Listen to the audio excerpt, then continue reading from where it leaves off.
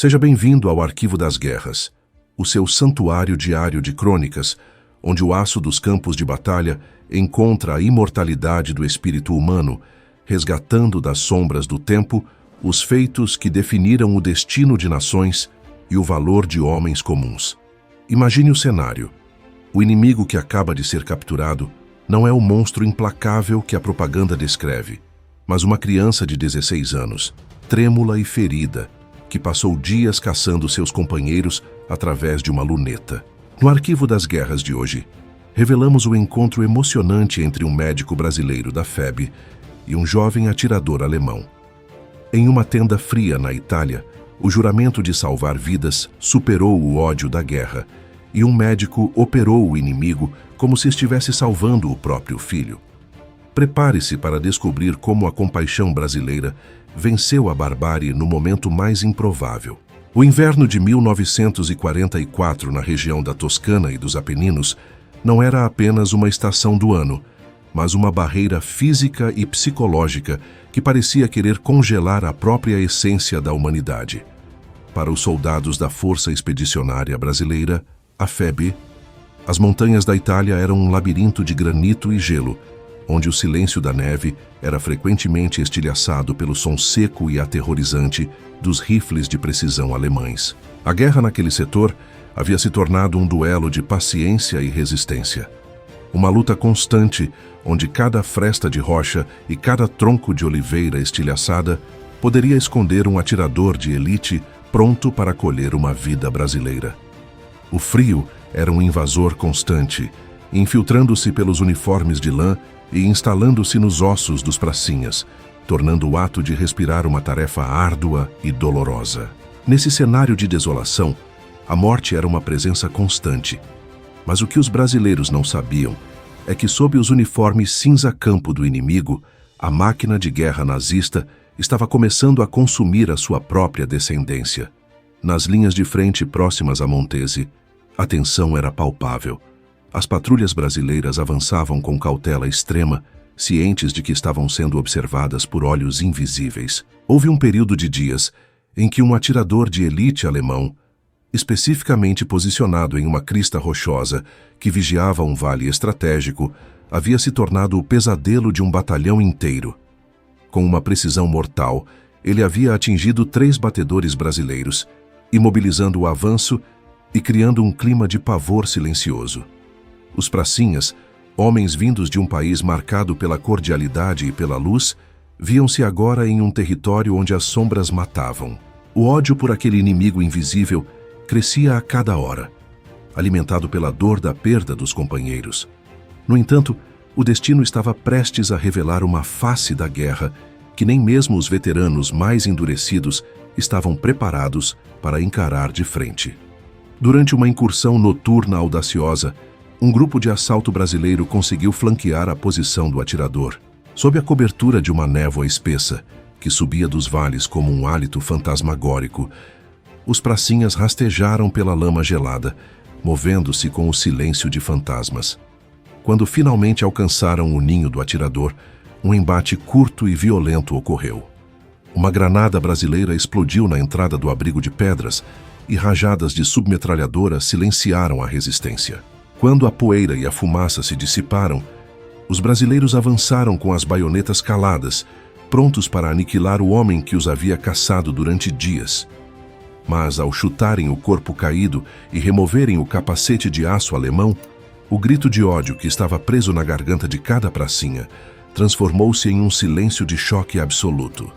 O atirador, caído sobre o seu fuzil Mauser com luneta, não passava de um menino. O rosto, manchado de fuligem e sangue, revelava feições infantis que a guerra tentara endurecer sem sucesso. Pelos registros encontrados na farda, ele tinha apenas 16 anos, um membro da última leva de jovens sacrificados pelo regime nazista na tentativa desesperada de conter o avanço aliado. Ele estava gravemente ferido. Os estilhaços da granada haviam atingido o seu abdômen e a sua perna esquerda, e o sangue quente contrastava violentamente com a brancura da neve que entrava no abrigo. O ódio que os brasileiros sentiam pelo atirador letal evaporou no instante em que viram o sofrimento daquela criança em uniforme de homem. Em vez do golpe de misericórdia, o que se viu foi a manifestação da alma brasileira. Um sargento mineiro, o mesmo que perdera o seu melhor amigo para os tiros daquele menino dias antes, ajoelhou-se na neve, retirou o próprio cachecol de lã e tentou estancar a hemorragia do inimigo moribundo. A ordem foi clara e imediata. O prisioneiro deveria ser levado para a retaguarda, não como um troféu de guerra, mas como um paciente que precisava de socorro urgente.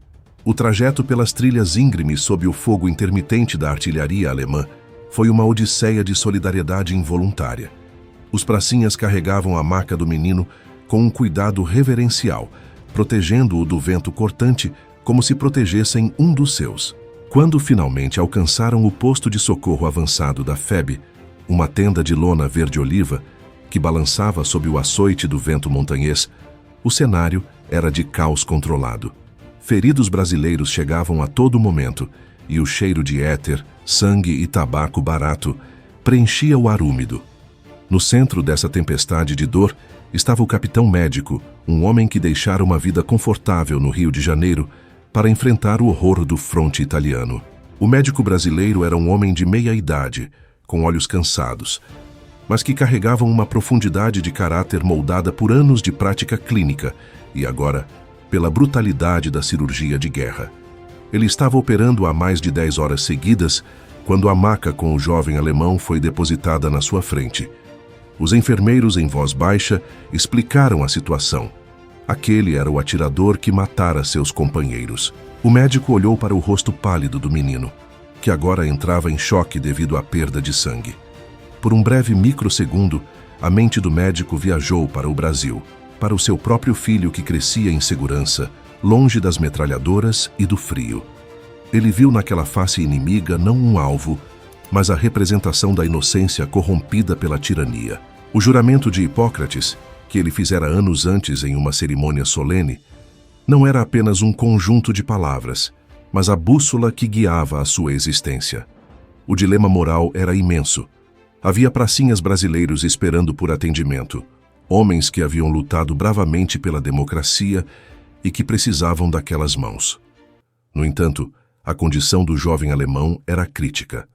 Cada segundo de hesitação seria o fim para ele. O médico brasileiro, em um ato que definiu o espírito da Força Expedicionária Brasileira, tomou a sua decisão.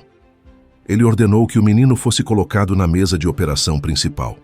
Houve um murmúrio de desaprovação entre alguns presentes, um ruído de descontentamento de quem ainda sentia o calor das batalhas recentes.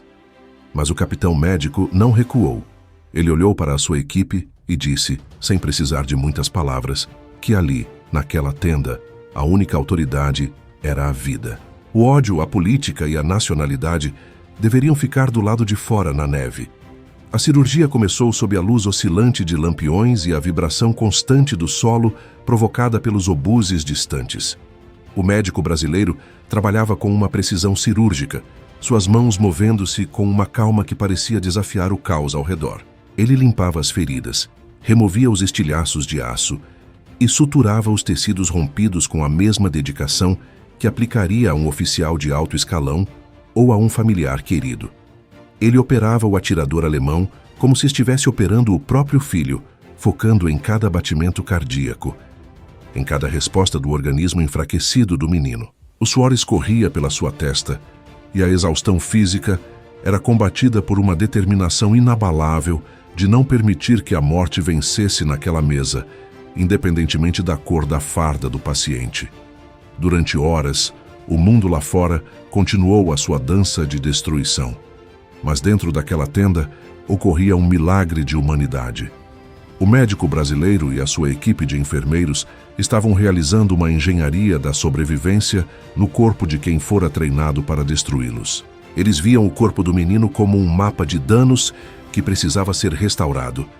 Cada intervenção bem-sucedida era uma pequena vitória da civilização sobre a barbárie.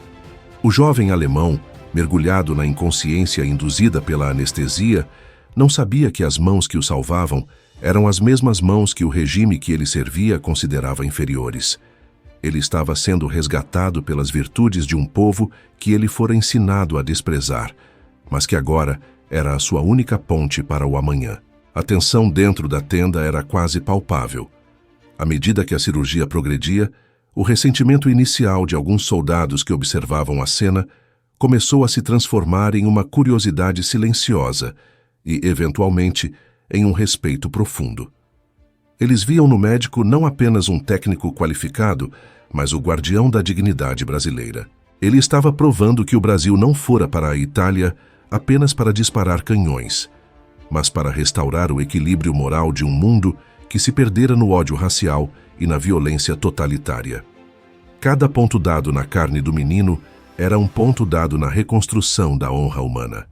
O médico não falava, mas a sua conduta era um grito silencioso contra a inutilidade daquela guerra que consumia a juventude da Europa. Ao final de 5 horas de operação extenuante, o capitão médico finalmente soltou os instrumentos. Ele estava exausto, suas pernas tremiam e o rosto estava marcado pela fadiga extrema. Mas, ao verificar o pulso do jovem alemão, sentiu uma batida estável e rítmica. O menino estava vivo. O médico retirou as luvas manchadas, caminhou até a saída da tenda e respirou o ar gelado da madrugada italiana. Ele olhou para as estrelas e sentiu uma paz que nenhuma condecoração militar poderia proporcionar. Ele cumprira o seu dever mais elevado. Ele salvara uma vida no meio do inferno e, ao fazer isso, garantira que a sua própria alma permanecesse intacta diante da destruição. O jovem atirador alemão foi levado para a ala de recuperação, onde foi tratado com o mesmo zelo dedicado aos soldados brasileiros. A notícia de que um médico da FEB operara um inimigo como se fosse um filho espalhou-se pelos batalhões como um sinal de esperança. Os pracinhas começaram a entender que a sua força não residia apenas na bravura do combate, mas na capacidade de manter a compaixão viva, mesmo nas circunstâncias mais terríveis. O Brasil estava gravando o seu nome na história da Itália, não apenas através de vitórias territoriais, mas através de gestos de decência que desafiavam o protocolo da guerra. O oficial alemão, ao acordar dias depois e perceber que estava em um hospital brasileiro, cercado por rostos que sorriam e mãos que cuidavam, entrou em um estado de confusão profunda que daria lugar a uma gratidão eterna. Ele não conseguia entender como aquelas pessoas, que ele fora ensinado a ver como inimigos mortais, estavam dedicando tanto esforço para mantê-lo vivo. O médico brasileiro visitava o menino diariamente, acompanhando a evolução da cicatrização e garantindo que ele recebesse a nutrição necessária. Não havia discursos políticos, não havia tentativas de doutrinação. Havia apenas o cuidado humano básico, a comunicação através do olhar e do gesto simples de verificar a febre. O menino alemão, que antes via o mundo através da luneta de um fuzil, agora começava a vê-lo através da lente da gratidão. Ele percebia que a vida era muito mais complexa e valiosa do que os slogans do seu regime sugeriam. A recuperação do jovem atirador foi considerada um triunfo da medicina militar brasileira naquelas condições precárias. Mas, para além do sucesso técnico, o episódio tornou-se um marco moral para a Força Expedicionária Brasileira. O Arquivo das Guerras resgata esse relato para mostrar que a identidade brasileira, marcada pela cordialidade e pela resiliência, foi um diferencial estratégico no fronte italiano. Nós levamos para a Europa uma forma de ser que desarmava o ódio do inimigo. O médico brasileiro, com o seu bisturi e a sua compaixão, foi tão decisivo para a honra nacional quanto os artilheiros que derrubaram as casamatas de Monte Castelo. Ele provou que a verdadeira vitória é aquela que preserva a vida e restaura a dignidade. A história avança, e o tempo tenta apagar os detalhes dessas pequenas crônicas de humanidade, mas o impacto emocional permanece vivo na memória dos descendentes daqueles homens. O médico voltou para o Brasil com a consciência de que fizera o seu melhor.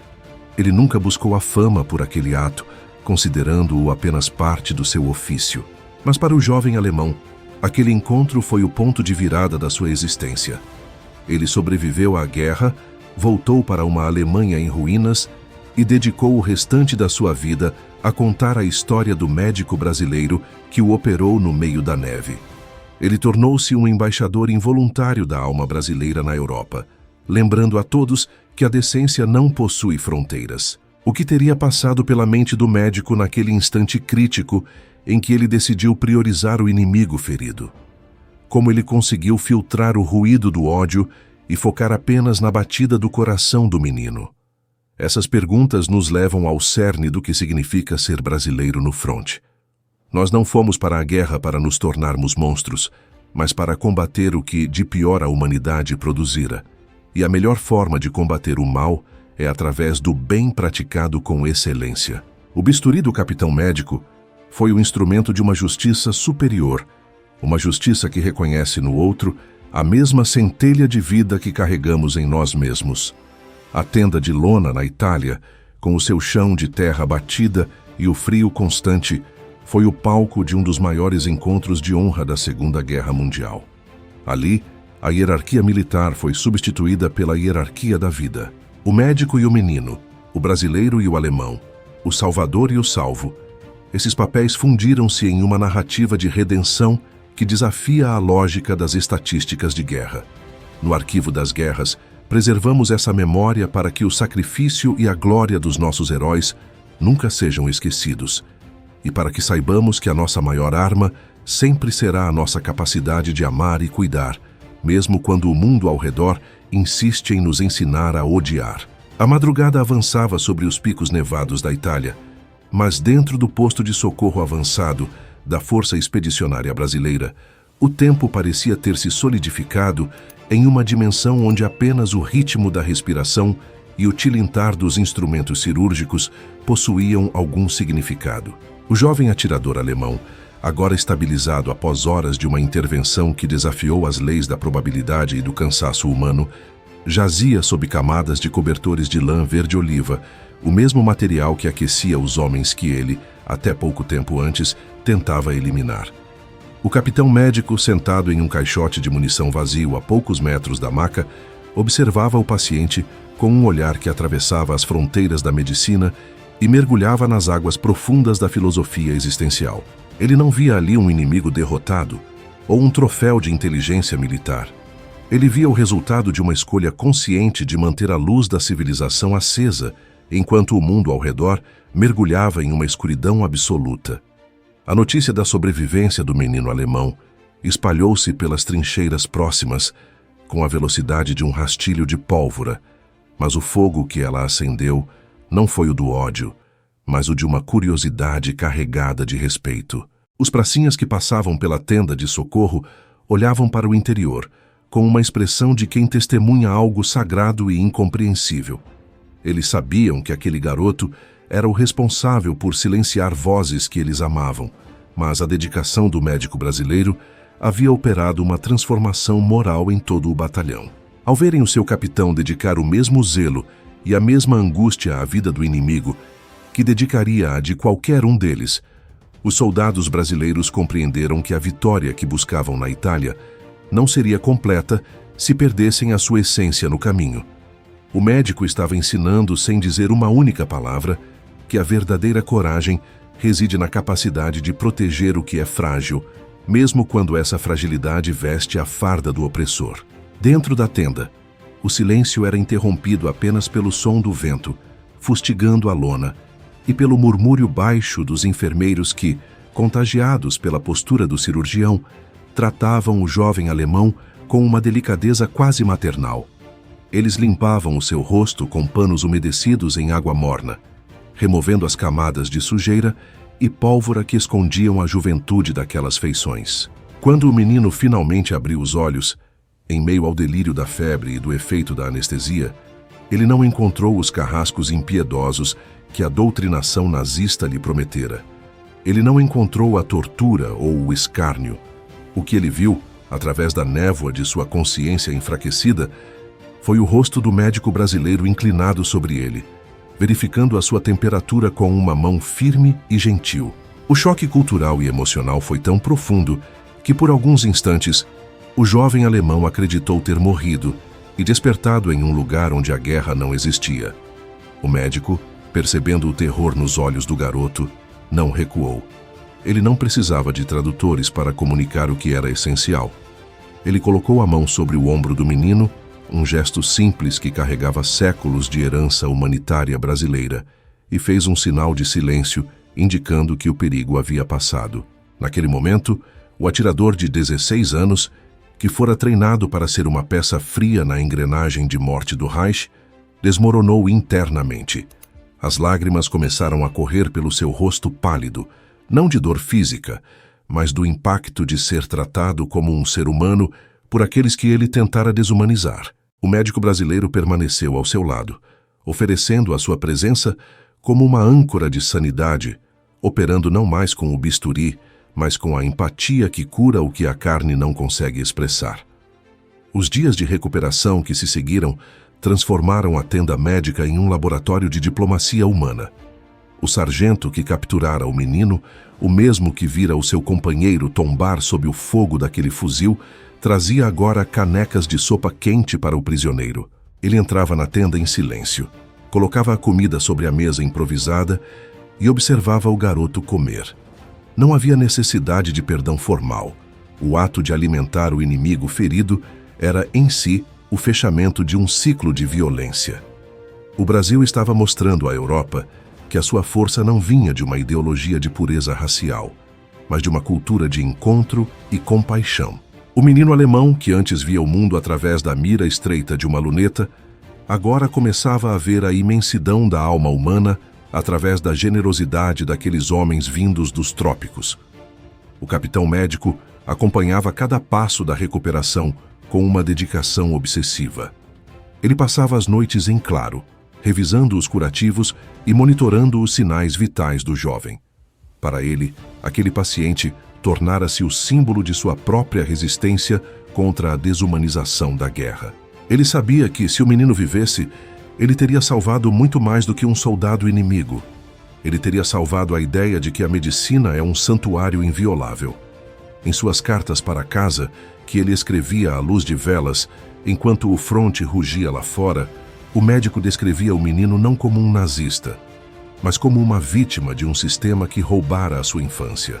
Ele falava sobre a paz que sentia ao ver o garoto dormir, sabendo que as mãos brasileiras haviam sido o escudo que impedira o seu fim prematuro. A relação entre o médico e o paciente tornou-se o assunto principal nas rodas de conversa dos oficiais aliados.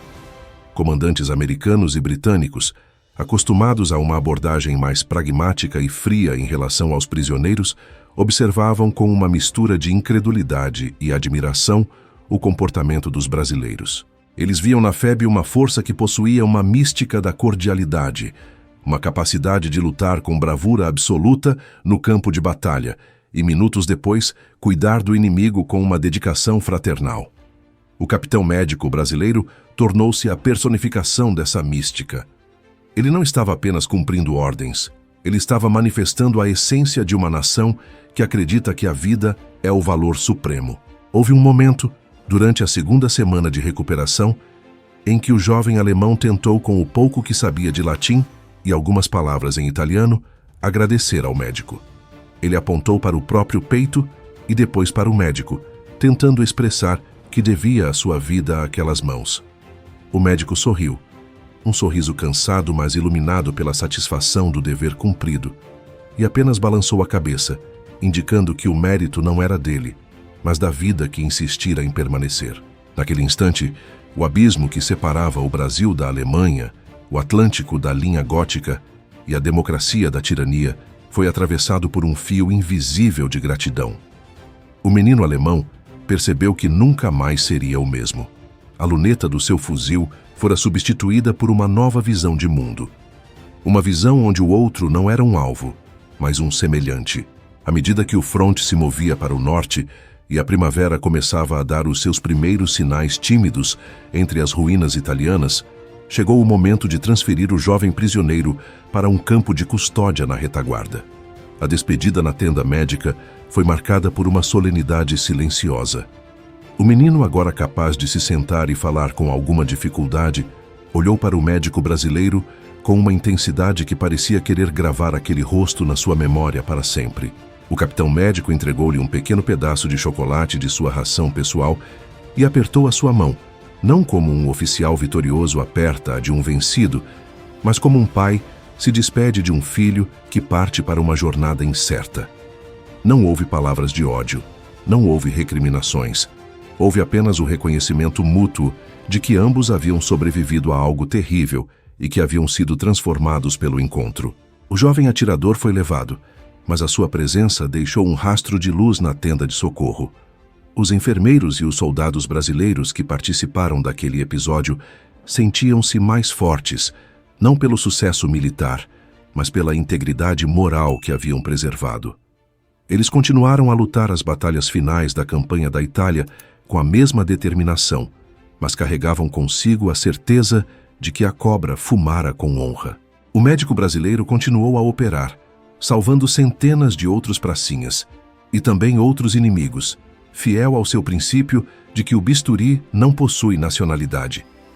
A sua conduta tornou-se um padrão de excelência humana que definia o que significava ser um herói do arquivo das guerras. Décadas depois, o impacto daquele ato de compaixão ainda ressoava. O jovem alemão, que voltara para a sua terra natal após o fim do conflito, tornou-se um homem dedicado à reconstrução de uma Alemanha democrática e pacífica. Ele nunca esqueceu as mãos brasileiras que o resgataram da morte. Ele contava a história para os seus filhos e netos, descrevendo o médico do Rio de Janeiro como o homem que lhe ensinou o verdadeiro significado da palavra humanidade. Para ele, o Brasil não era apenas um país distante nos mapas, mas a pátria da decência. O médico, por sua vez, voltou para o Brasil e retomou a sua clínica, vivendo uma vida de modéstia e trabalho. Ele raramente falava sobre a guerra, mas guardava em uma gaveta de sua escrivaninha uma pequena foto do jovem alemão que ele operara, um lembrete silencioso de que a sua maior vitória não fora conquistar uma montanha, mas salvar uma vida que o mundo inteiro queria destruir. A história do atirador nazista de 16 anos e do médico brasileiro é a síntese da nossa participação na Segunda Guerra Mundial. Nós fomos para a Itália para combater um regime de ódio e o fizemos da forma mais eficaz possível, não nos tornando iguais a ele. O capitão médico provou que a civilização é mantida através de atos individuais de coragem moral.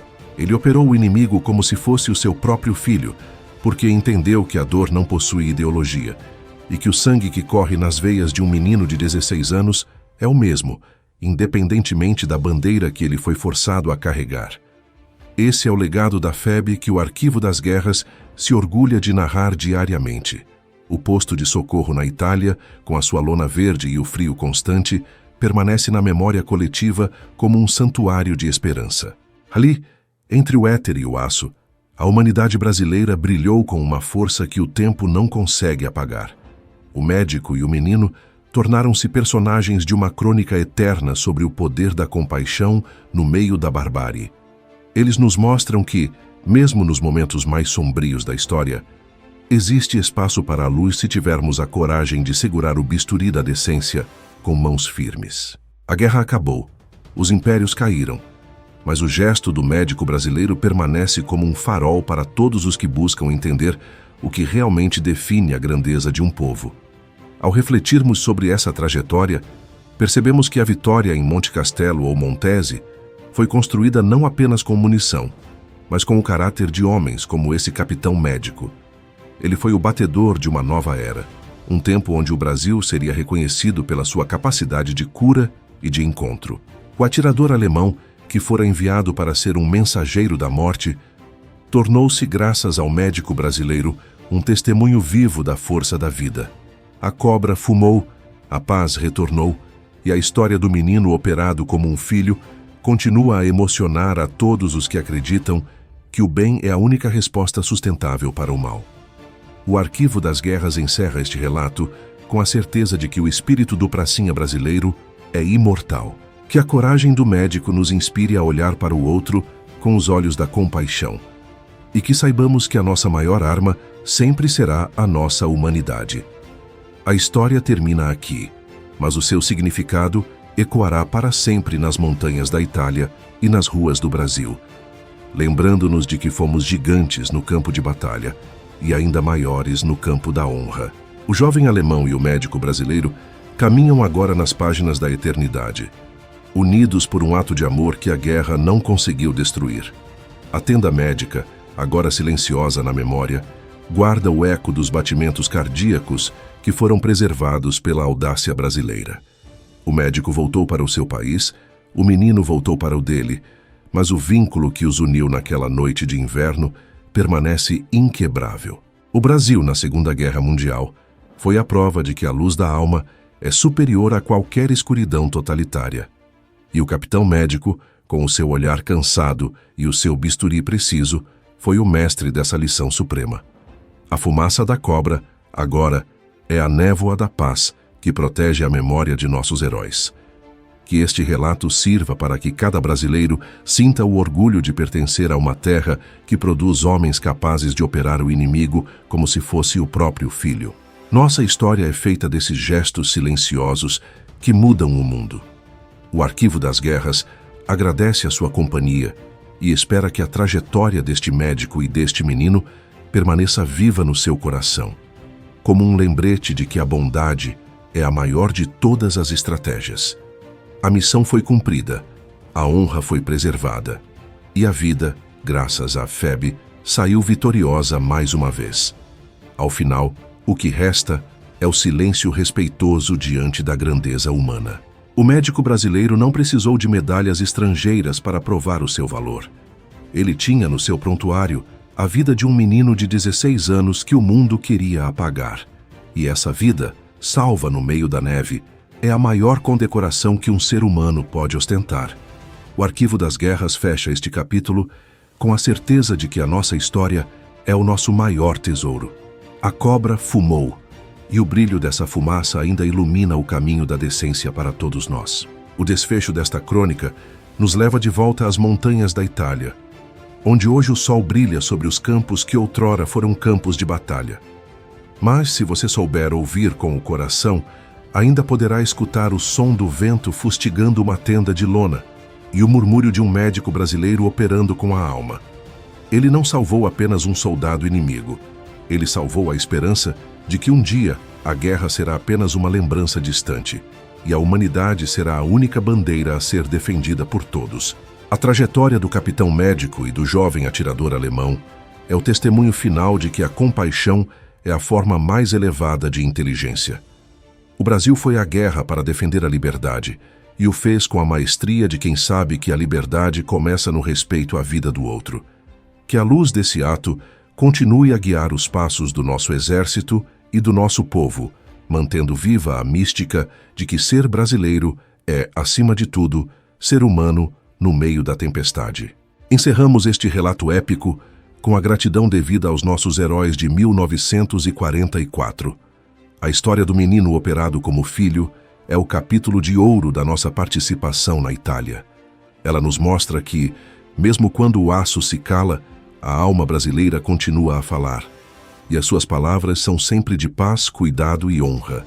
A missão foi cumprida, o segredo da vida foi preservado e a glória dos nossos pracinhas é, agora e para sempre, eterna. Que a trajetória desses dois personagens, unidos por um bisturi e por uma vontade de viver, inspire as futuras gerações a nunca desistirem da decência. O Arquivo das Guerras agradece por você nos acompanhar e espera que a fumaça da nossa cobra seja sempre um sinal de que o Brasil é o país da honra inabalável. Até a próxima história, onde o passado se torna presente e o heroísmo brasileiro se torna eterno.